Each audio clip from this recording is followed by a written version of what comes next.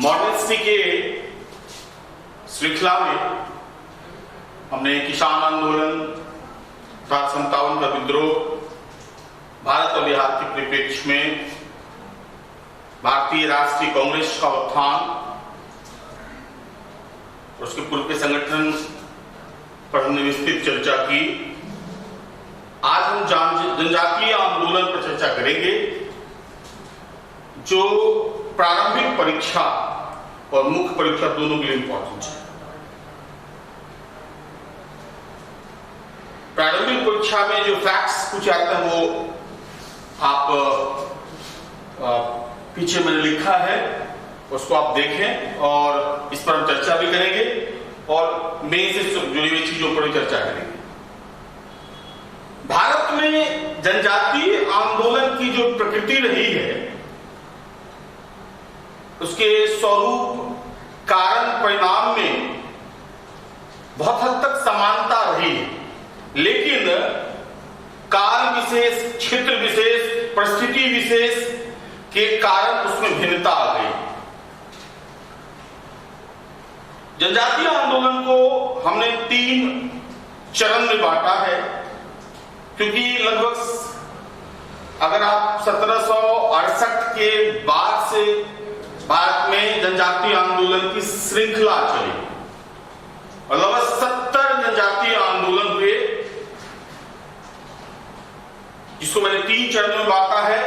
हर एक चरण के आंदोलन के अपने अलग अलग कारण थे, अलग अलग स्वरूप थी, अलग अलग विशेषताएं थी। पहला जो चरण है वो चरण है 1765 से 1850। 1765 से 1850 प्रथम चरण। द्वितीय चरण हो गया 1850 से 1910 और तृतीय चरण 1910 से 1947। प्रथम चरण की जब तक हम जहां बात करेंगे, गौर कीजिएगा, प्रथम चरण 1765 से 1850। इस चरण में ब्रिटिश प्रसाद होना शुरू हुआ और उनके द्वारा जनजातीय आंतरिक व्यवस्था को जो छिन्न भिन्न करने का प्रयास किया गया, उसको अधिग्रहण करने का प्रयास किया गया, उनकी पारंपरिक प्रथाओं पर चोट करने का प्रयास किया गया, इसके विरुद्ध में यह आंदोलन हुआ था, जिसको इसका स्वरूप आप कह सकते हैं पुनर्स्थापनावादी स्वरूप। पुनर्स्थापनावादी स्वरूप, स्थापनावादी स्वरूप, यानी अपने जो पुरानी परंपरा थी, पुरानी व्यवस्था थी, पुरानी राजनीतिक व्यवस्था, पुरानी सामाजिक व्यवस्था, पुरानी धार्मिक व्यवस्था, जो जंगल से अपने आर्थिक संसाधनों को प्राप्त करने की जो व्यवस्था थी, जिसको अंग्रेजों ने रौंप दिया था अपनी नई व्यवस्था, उस व्यवस्था को फिर से प्राप्त करने का यह आंदोलन था। जिसका पहला आंदोलन अगर आप कह सकते हैं वो था चुआर विद्रोह। चुआर विद्रोह 1766 से 1775 में बंगाल और बिहार में हुआ, ठीक है। उसके बाद है पहाड़िया विद्रोह। 1770 में यह राजमहल पहाड़ी में हुआ और इस विद्रोह के बाद इस क्षेत्र को ब्रिटिश सरकार को जो है दामन को क्षेत्र घोषित करना पड़ा इस विद्रोह के बाद। फिर तमार विद्रोह 1784 से 85 में छोटा नागपुर में हुआ। इसके बाद भील, ये आप अगर आप गौर करेंगे तो बंगाल बिहार कॉन्स्टिट्यूट भील आंदोलन, यानी भील आंदोलन था 1812 से 19 के बीच। ये आंदोलन था, बहुत ही महत्वपूर्ण आंदोलन था, इसलिए कि इस आंदोलन के प्रश्रय देने का आरोप या लगता है पेशवा बाजीराव द्वितीय पर। कहा जाता है भील आंदोलन को अप्रत्यक्ष रूप से पेशवा बाजीराव द्वितीय ने समर्थन दिया और उसके सलाहकार थे त्र्यंबक जी दंगालिया। त्र्यंबक जी दंगालिया ने इसका समर्थन किया। सिविल आंदोलन का। हालांकि 19 तक आता है कि चल लिया गया। फिर यह आंदोलन जागृत हुआ वो 1825 में सेवरम के नेतृत्व में यह वीर आंदोलन फिर से जागृत हुआ, फिर भी, और इस आंदोलन को दबा दिया गया। अब इसलिए भील का है कि भील भारत की सबसे प्रमुख जनजाति है, तो भील के संदर्भ में आपको ध्यान रखना पड़ेगा। दूसरा कोल विद्रोह, यह 1831 में हुआ बुद्धोगगर और बिंदाराय मालकी के द्वारा। यहां भी जो है वो अंग्रेजों के आंतरिक शोषण के लिए, इसमें इसका जो मुख्य उद्देश्य था दीकुओं को बाहर करना। इस आंदोलन में कहा था 30-31 में लगभग 1000 बाहरी व्यक्तियों को मौत के घाट उतार दिया गया था। बुद्धोगगर और बिंदाराय मालकी के नेतृत्व में जो आंदोलन हुआ था, तो ये भी दीकुओं के शोषण के खिलाफ यह आंदोलन था। उसके बाद अहोम विद्रोह 1828 में असम में गोवर्धन कुंवर के नेतृत्व में, इसका फैलाव बहुत ज्यादा नहीं हुआ, यह संतति से। खासी विद्रोह, यह खासी, ये जो है जैंतिया गारो पहाड़ी में, यह जैंतिया गारो पहाड़ी में तीरथ सिंह के द्वारा एक खासी विद्रोह चलाया गया था। फिर 1830-39 में सिंगफो विद्रोह जो है रनुआ गोसाई के नेतृत्व में चलाया गया था। इस विद्रोह में सबसे प्रमुख विद्रोह एक खोंड विद्रोह था 1833 से 56 के बीच, जो चक्र बिसोई के नेतृत्व में चलाया गया था। यह विद्रोह वास्तविक में खोंडों में प्रचलित मरिया प्रथा की समाप्ति के विरोध में किया गया था। यह मरिया प्रथा था, मानव बलि देने की प्रथा थी, जिसे अंग्रेजों ने प्रतिबंधित कर दिया था। तो मरिया प्रथा के विरोध में खोंडों ने विद्रोह किया। किसके नेतृत्व में? चक्रबिसोई के नेतृत्व में। आगे चलकर राधा कृष्ण दंडसेन ने इस आंदोलन का नेतृत्व संभाला। तो पहला जो दौर का जो प्रथम चरण का आंदोलन था वो पुनर्स्थापनावादी, अपनी पुरानी व्यवस्था को स्थापना करने का स्वरूप था। कारण यही था कि पारंपरिक व्यवस्था, राजनीतिक व्यवस्था, आर्थिक व्यवस्था, सामाजिक व्यवस्था, राजनीतिक व्यवस्था को जो उखाड़ फेंक दिया गया था अंग्रेजों को, फिर से उसको लागू करना, इसलिए इसका स्वरूप पुनर्स्थापनावादी था। अब हम आते हैं द्वितीय चरण में। द्वितीय चरण एक रेवोल्यूशनरी चरण था, क्रांतिकारी चरण था, क्योंकि आदिवासियों का अब संपर्क दिकुओं से होने लगा और उन्हें यह महसूस हुआ कि हम दिकुओं से या बाहरी शक्तियों से इसलिए पराजित हुए कि हमें वो आत्म सुधार की प्रवृत्ति नहीं है। तो द्वितीय चरण में सबसे इंपॉर्टेंट हुआ कि आत्म सुधार के तहत संस्कृतिकरण की प्रक्रिया शुरू हुई। संस्कृतिकरण की प्रक्रिया, संस्कृतिकरण की प्रक्रिया, ये कंसेप्ट एमएन श्रीनिवासन ने दिया है। एमएन श्रीनिवासन ने दिया है कि संस्कृतिकरण की प्रक्रिया, संस्कृतिकरण की प्रक्रिया उसको कहते हैं जब निम्न जाति उच्च जाति की परंपरा को अपनाकर अपने को उसके समकक्ष पहुंचने की कोशिश करता है, इसको कहते हैं संस्कृतिकरण। और 1850 के बाद जो भी जनजातियों में प्रक्रिया बड़े जोरों से चली, संस्कृतिकरण की प्रक्रिया, लेकिन इसका नुकसान भी सहना पड़ा। संस्कृतिकरण की प्रक्रिया में बहुत सारी परंपराओं को अपना लिया गया, जैसे उच्च जातियों के हिंदू धर्म में पुरोहितों को दान करने की परंपरा थी और इसको संस्कृतिकरण की प्रक्रिया में जनजातियों ने भी अपना लिया।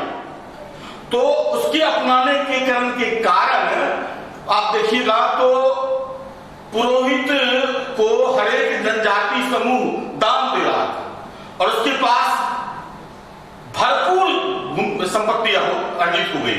उसके पास भूमि का असंख्य मतलब सैकड़ों बिघा आप कह सकते हैं लैंड उसके पास संग्रहित होने लगे। यानी वो पुरोहित अब जमींदार का रूप लेने लगा और ये जमींदार भी इनका शोषण करने लगे।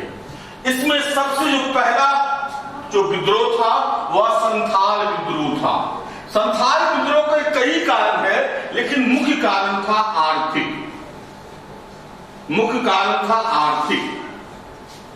कई कारण है, इसको इलोबरेट करेंगे। आर्थिक कारण यह कि एक तो भू राजस्व व्यवस्था के कारण, क्योंकि इससे पहले मध्यकाल में चाहे मुगलों का शासन हो, चाहे दिल्ली सल्तनत का शासनकाल हो, या प्राचीन काल में जो राजवंशों का शासन रहा है, उस काल में जनजातीय क्षेत्रों को, ग्रामीण क्षेत्रों को छुआ नहीं गया था। उनकी स्वायत्ता बनाई रखी गई थी। इनका राजनीतिक प्रशासन वहां पर चल रहा होता था।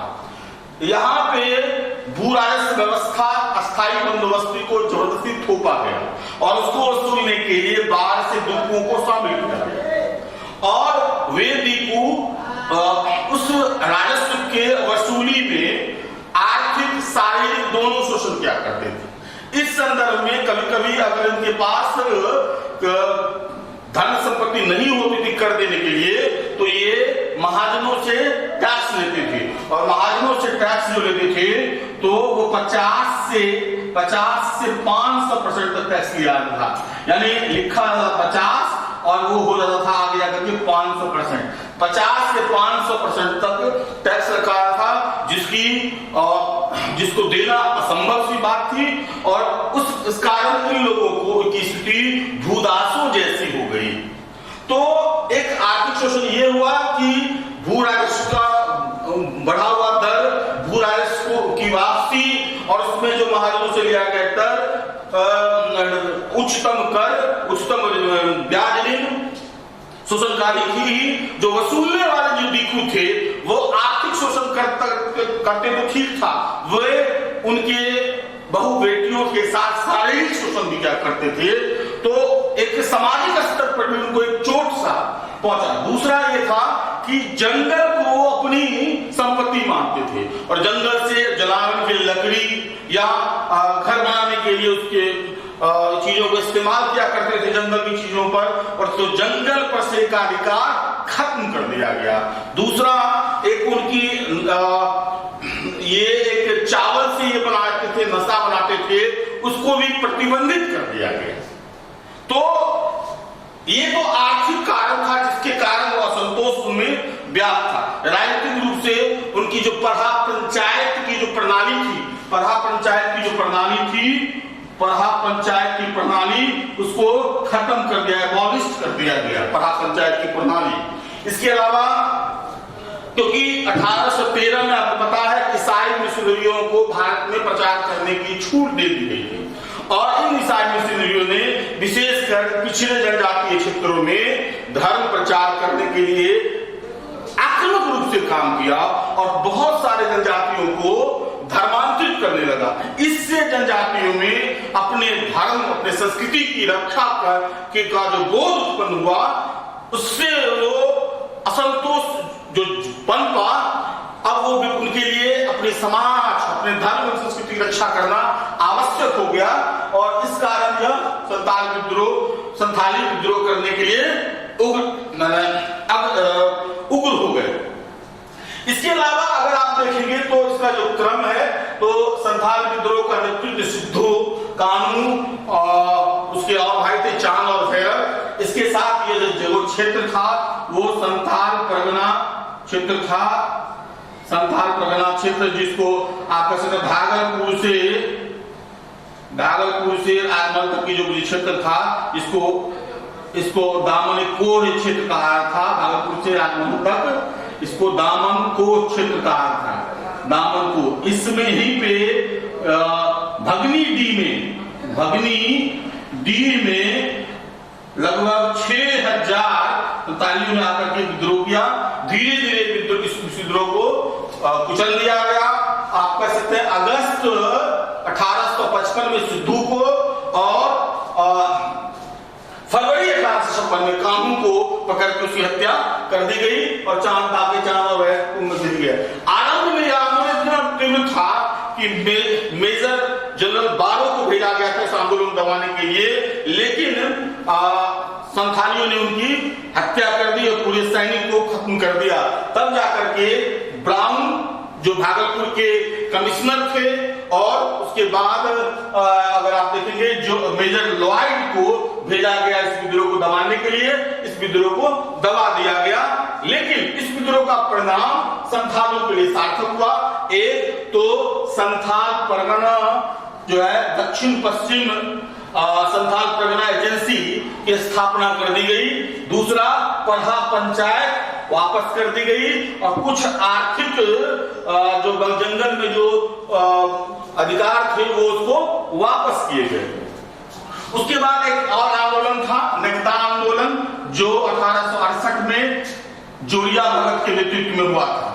उसके बाद एक और आंदोलन था, खैरवार आंदोलन या सफाहार आंदोलन था, जो ये भी झारखंड क्षेत्र में था। खैरवार या सफाहार आंदोलन 1874 में। यह आंदोलन जो था आरंभिक समय में एक आत्म सुधारवादी आंदोलन था, एक एकेश्वरवादी आंदोलन था, जिसमें आत्म सुधार पर ज्यादा जोर दिया गया था। जनजातियों में जो परंपरा में जो छीनता आ गई थी उसको दूर करने का प्रयास किया गया। और जब एक शुरुआत के नाम पे, आत्म सुधार के नाम पे जब जनजाति जुड़ने लगे, तब उसके बाद अपनी समस्याओं के क्रम में होने लगा कि जो भूराजस्व व्यवस्था है वह शोषणकारी है, अतः इस शोषणकारी व्यवस्था को भी उखाड़ फेंकना है। तो जो आंदोलन खैरवार या सफाहार 1874 में चला, जो केशरवादी आंदोलन था, आत्म सुधार आंदोलन था, वह धीरे धीरे जाकर के अंग्रेजों के विरुद्ध, विशेषकर भू राजस्व व्यवस्था के विरुद्ध आंदोलन के रूप में परिणत हो गया। उसके बाद कच्छावार आंदोलन 1822 में 1882 में कच्छावार आंदोलन साबूदान के नेतृत्व में हुआ था। फिर एक गोयान या जुआंग आंदोलन, ये क्योंझर उड़ीसा में हुआ था, रत्नायक और धर्मीधर नायक के नेतृत्व में, रत्नायक धर्मीधर नायक थे। फिर कोया विद्रोह आंध्र प्रदेश में, यह आंध्र प्रदेश के रंका क्षेत्र में हुआ था, टोम्पा सोरा के नेतृत्व में। फिर इसके बाद जो एक प्रमुख आंदोलन था वो मुंडा विद्रोह था, जो बिरसा मुंडा के नेतृत्व में जुड़ा गया था। यह मुंडाओं का संघर्ष पिछले 30 वर्षों चला आ रहा था, जिसे मुंडाओं का सरदारी विद्रोह भी कहते हैं। मुंडाओं का सरदारी विद्रोह भी था कहते थे। तो मुंडाओं के सरदारी विद्रोह का चरमोत्कर्ष बिरसा मुंडा के आने के बाद हुआ, जिसको महान हलचल या उल गुलाम कहते हैं, जिसका शुरुआत आप 1895 से मान सकते हैं। यह एक ऐसा आंदोलन था जो आरंभिक समय में स्थानीय स्वरूप में था, स्थानीय स्वरूप का आंदोलन था, जो आत्म सुधार से संबंधित था, एक शुरुआती था। लेकिन धीरे धीरे यह इसका स्वरूप जो है राष्ट्रीय स्वरूप ले लिया। यह एक ऐसा आंदोलन था जिसकी गूंज आज भी सुनाई देती है हमें। बिरसा मुंडा आनंद पांडे के शिष्य थे। इन्होंने जब आंदोलन किया तो फिर इनको गिरफ्तार कर लिया गया, और फिर महारानी के कहने पर इन्हें छूट दी गई, छोड़ दिया गया जेल से। लेकिन छोड़ने के बाद वो आंदोलन को उन्होंने जारी रखा, और फिर 3 फरवरी 1900 को फिर इनको गिरफ्तार किया गया, और जून 1900 में जाकर के जेल में ही हैजे से इनकी मृत्यु हो गई। इस आंदोलन में देखिएगा आत्म सुधार आंदोलन के शुरुआती आंदोलन कैसा था, इसको स्वरूप को देखिए। यह पहला आंदोलन था जिससे जनजातियों को कहा कि मांस सेवन, मदिरा सेवन नहीं होना चाहिए, ये हमारे नैतिक पतन के लिए जिम्मेवार है। बहुत सारे समीक्षक कहते हैं कि उस समय जो सामाजिक धार्मिक सुधार आंदोलन था उससे जुड़ा हुआ आंदोलन था, जुड़ा हुआ आंदोलन था।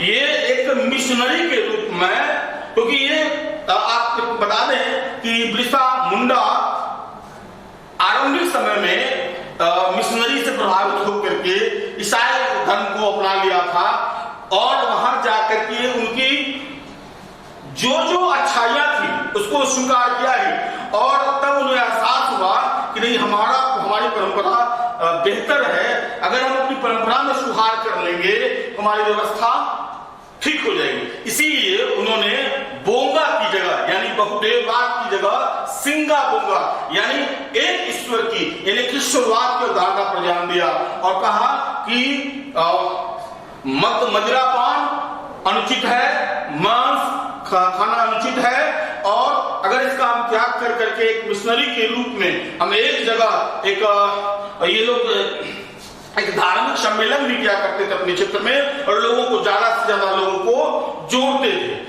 और धीरे धीरे जो अंग्रेजों की जो व्यवस्था थी, विशेषकर जो दिकुओं के द्वारा जो शोषण किया जा रहा था, आर्थिक शोषण, राजनीतिक शोषण, सामाजिक शोषण, और ईसाई मत खास के इसमें तकलीफ इसलिए हुआ कि इन्हें उम्मीद थी कि ईसाई मिशनरी जिसके काफी समर्थक हुआ करते थे, अगर यह सामाजिक धार्मिक जो प्रहार दिकुओं के द्वारा किया जा रहा था उससे ये बचाएंगे, लेकिन उनके आश्वासन के बावजूद अंग्रेजों ने ध्यान नहीं दिया। तो यह महसूस हो गया कि दिकुओं से तो लड़ना ही है, इस विदेशी सरकार से संघर्ष करना है जो अपनी सुविधा के अनुसार अपनी नीतियां बदलते हैं। इसलिए यह आंदोलन जो आरंभ में किशोरवादी आत्म सुधार आंदोलन स्थानीय आंदोलन था, धीरे धीरे इसका फैलाव बढ़ता गया। तीसरा जो दौर का जो आंदोलन था वो 1910 से 47 का जो आंदोलन था, इस दौर को कह सकते हैं कि गांधीवादी आंदोलन। इसका स्वरूप जो था वो गांधीवादी था, इसका स्वरूप गांधीवादी था।